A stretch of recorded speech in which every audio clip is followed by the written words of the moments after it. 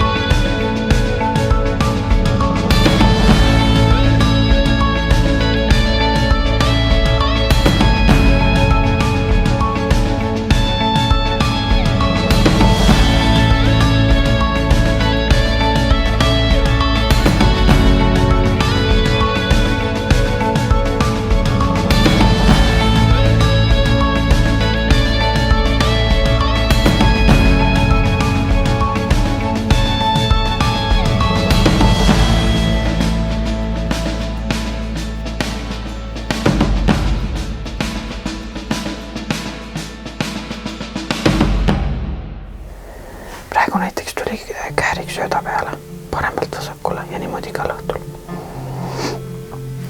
Mis siin pukis on hea on see, et levi siin ei ole. Keegi helistada siia ei saa.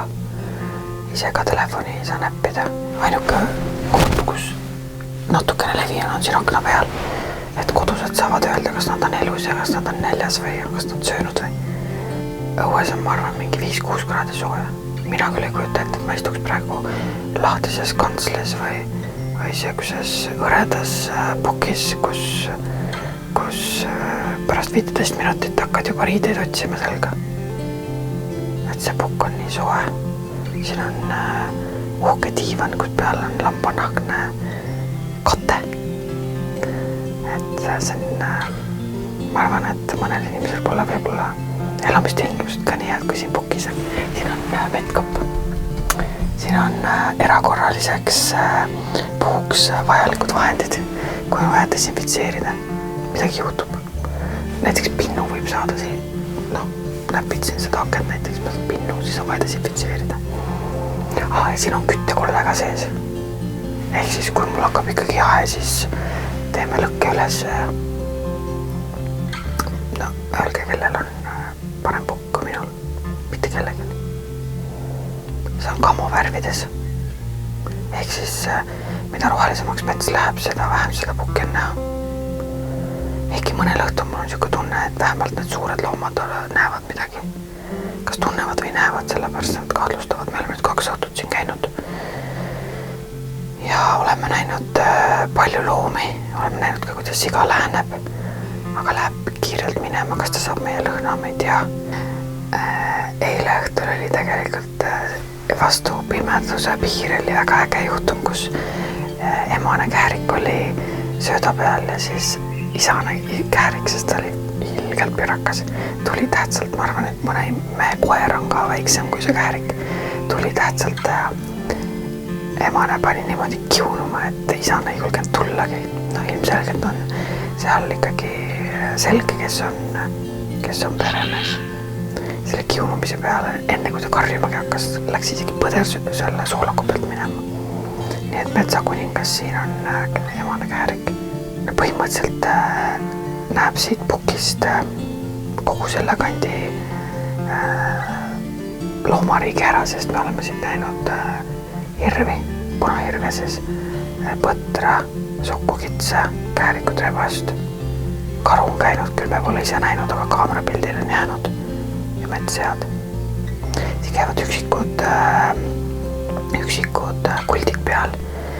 sisemised on poegadega kuskil pesades ja käivad harvemini ja kesikud on kuhugi ära kadunud. Et käivad üksikud kuldkesikud, kes on väga ettevaatlikud. Aga põhimõtteliselt on terve öö ikkagi siin sööda peal.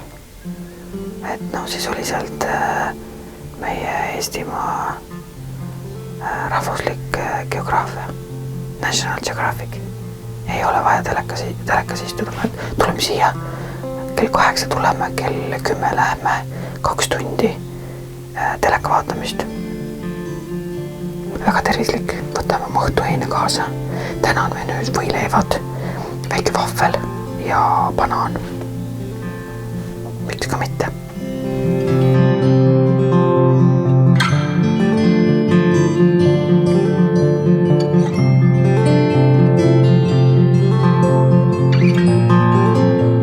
Alati ei õnnestu jahid tagasi tulla koos saagiga, aga see-eest pea iga kord näed ja kuuled metsaelu, mis on väga ilus vaadata ja kogeda. See on koht, kus saab palju uut loomade käitumisest ja nende harjumustest teada. Eestis on metssigade söötmine seoses sigade Aafrika katku levikuga suuresti piiratud. Metssigu tohib sööta ainult selleks ette nähtud ja registreeritud kohtades. Ning samuti on ka kogused piiratud, mida korraga sigadele anda tohib. Sellised söödakohad ei tohi teineteisele lähemal olla kui kilomeeter. Sellel õhtul tuli meie saate peategelane kerge hilinemisega. Just siis, kui meie juba kodus teist külge keerasime.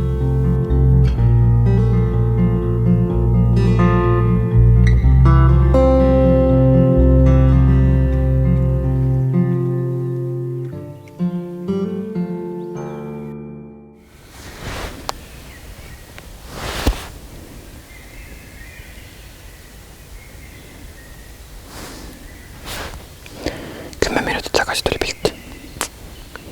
Ja minul oli plaanis minna oma ujuude jahikanslisse, kus on punane diivan ja kõik muu vajalik ilusaks ära olemiseks õhtuks.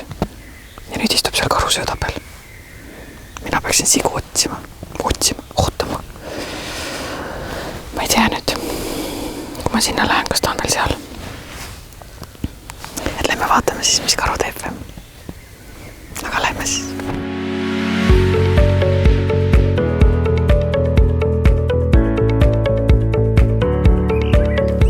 Täpselt nagu kevade filmis, kui meie oma jahipukini jõudsime, oli söödaplats tühi. Saime koha sisse seada punasel diivanil ning härra tuli kindlal sammul tagasi. Saime teda pikalt vaadata, jälgida ja filmida. Mõelge, see on suurim Eestis ja suurim Euroopa mandriosas elav keskeline. Pruun karu, keda Eestis elab hinnanguliselt 1000. Euroopa Liidus on pruunkaru kaitse all ning seda kütitakse vaid kahjustuskohtades, sealhulgas siis siin Eestis.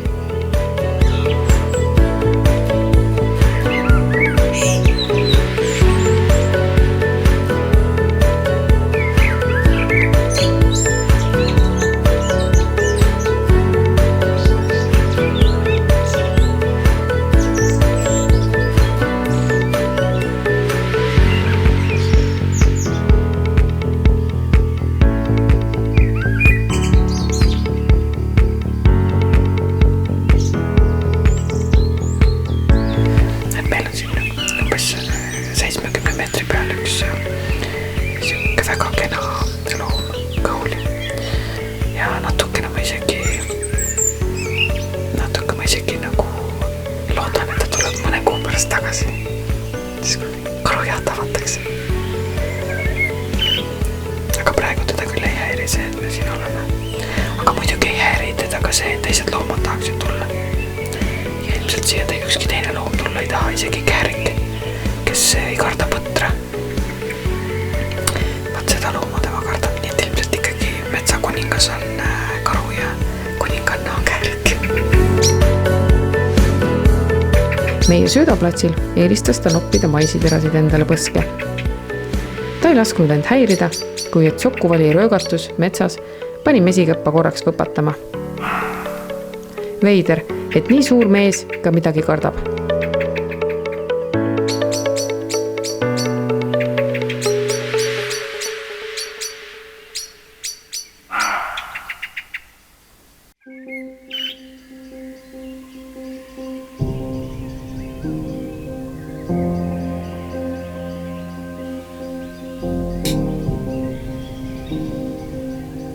Vahepeal on päike loojunud ja karu kõhu täis saanud.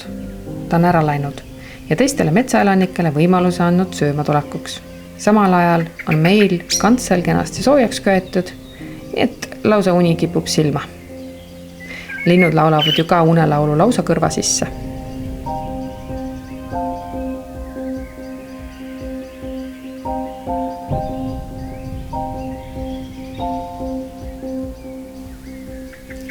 Siga tuleb, Triin. Pane valmis ennast. Oota, ma kustutan tule ära.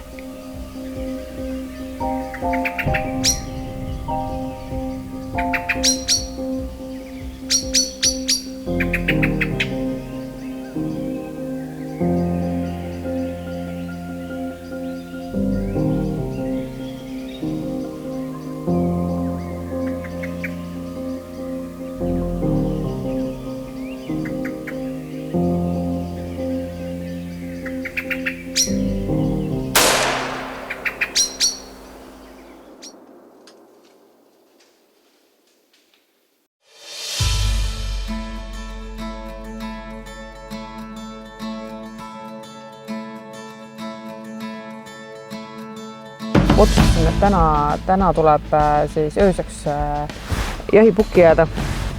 Seetõttu andke andeks minu välimus ja selles hotellitoas puudub peegel. Ja kuna uni tuli juba peale, siis kui päris aus olla, siis magasime mõlemad Vestoga. Mitte kaua, ma arvan 50 minutit.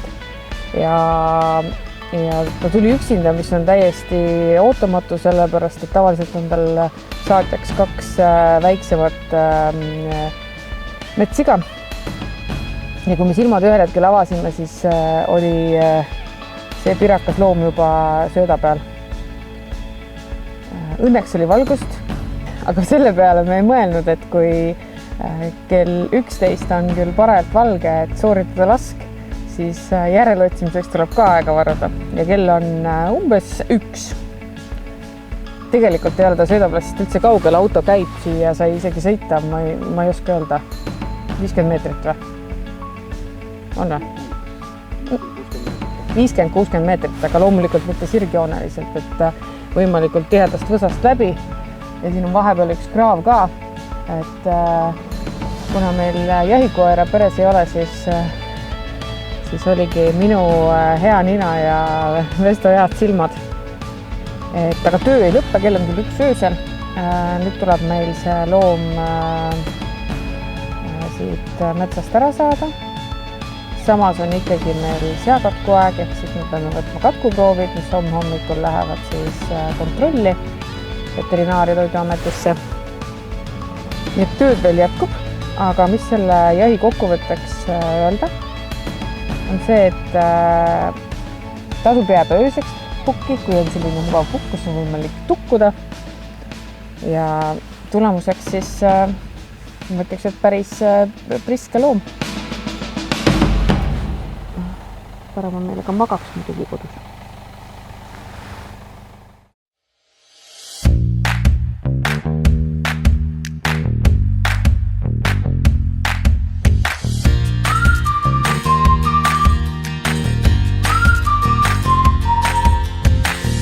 Täna käisin ma metsajahil ja nüüd ma olen tulnud siia Kihnu selleks, et sellest metsajast teha midagi maitsvat. Ja mida muud kui teha kui metsavorsti.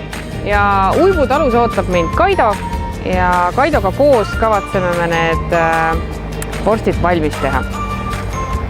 Täna me Kaido teeme minu lastud metsajast metsavorsti. Oli sinu ettepanek? Ja räägi mulle, millist vorsti me teeme? Mõtlesime, et äkki täna teeksime lativorsti. 2 erinevat, paneme nii pipra dekooriga kesta, kui siis nii-öelda tavalisse kunstkesta. Kunstkesta, aga kas me paneme sinna sisse ka midagi peale maitseainete või? Jah, teeme erinevalt, teeme nii juustuga lativorsti, kui siis ka nii tavalist, et kõigile ju juust ei maitse, et vaatame, kuidas. No ma ei tea, kellel nagu juust ei maitse, ma ei tea. On, erand kinnitab reegleid. Ei, seda küll jah. Aga ma nägin, et sul olid seal mingid sinimustvalged sellised nahad ka, et mis, need on Eesti Vabariigi eri või? Jaa, see on, teeme ikka mõned latid sellise rahvusliku eripäraga ka. EV100, jah? Täpselt. EV100, okei. Mis me kõigepealt teeme? Mina tegin kodus hakkliha valmis, on ja, et mis sa sellega kõigepealt teed? No, eks me kaalume selle liha üle, vastavalt liha kaalule, kaalume sinna juurde maitseained ja paneme selle kõik siis sinna segajasse ja segame ta kokku ühtlaseks massiks. Ehk siis selleks, et me käsitsi segaks, siis kasutad masinat selleks? Jah, on üks selline väike masin.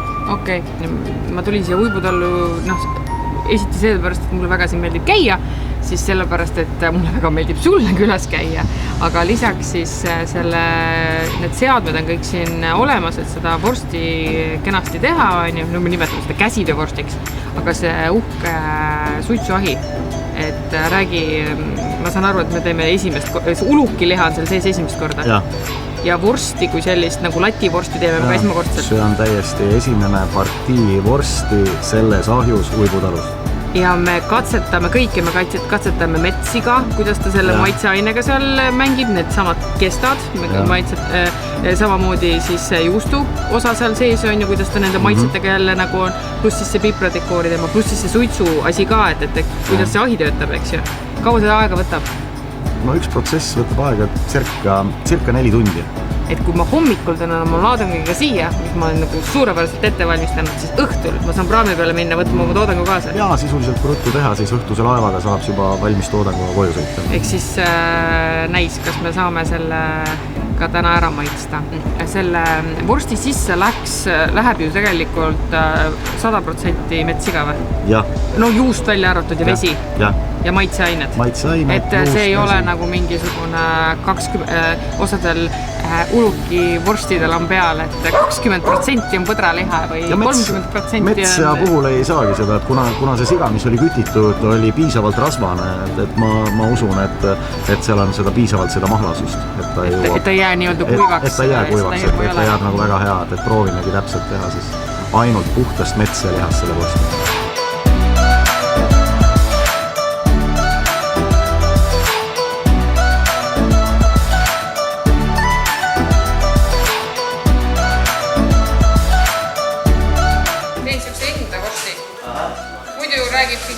Tema tegi kõik selle seavorsti ära ja mina ei teinud midagi, olin lihtsalt ilus. Eks nüüd näeme siis, kui suurt sellele vaja on.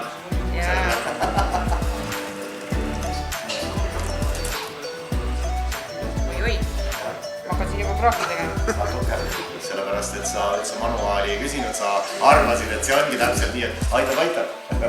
Et sa tuled ja kohe teed, hea küll. Oota nüüd, ma saan hakkama selle, ma teen väiksema. Ma aitan sul selle ära ja siis näitan sulle ühe ette. Armas rahvas, te nägite, kuidas ta võttis mult selle vorsti käest ja lihtsalt tegi lõpuni. Ma oleks sellega hakkama saanud, ma teadsin, et selle üle jääb. Sellest saab pärast letti teha, see midagi ei jää üle. Pritsimise põhimõte on selline, et sa ei tohi seda segu siit käest väga palju tahapoole lasta. Allapoole lasta, jah. Ta ei tohi üle selle metalli minna, jah. Ja kui palju see peotäis peab nii-öelda jääma kätte? Selline 3–5 senti võiks jääda kätte. Sinu pihk on ju vähe suurem kui minu pihk. Sest et kindad on ju suurused. 3 ringi. Kuule, kas siin on veel seda manti või? No on, ega siin väga palju. Kus ma seda näen?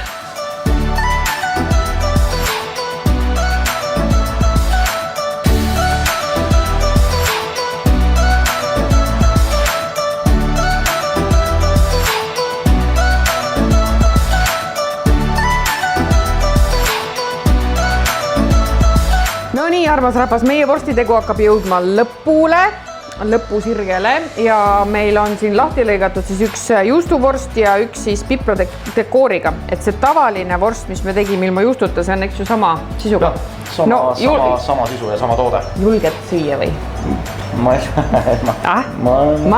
ei tea, ma annaks pool sulle ja pool mulle. No vaatame, kõks. Lihast tehtud. Ei, kuidas see su klassikaline lihast tehtud lause on? Pits, külma viina ja ei tea paremat asja. Väga õige. See on Kihnus loodud lause. Tegelikult on niimoodi, et suitsuvorst on suitsuvorst. Ehkki see on väga värske siin, siis kui see on ikkagi 100% naturaalne toodang, siis ma ei oska kirjeldada. Väga maitsev. Väga maitsev, juustuvorst.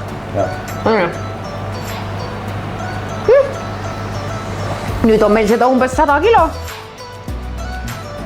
Äkki leiame mõne kunde? Küsige Triinu käest. Küsige Triinu käest. Igal juhul mina soovitan jahimeestele kõrva taha panna selle, et ise tehtud on hästi tehtud. Teiega kohtume järgmises saates.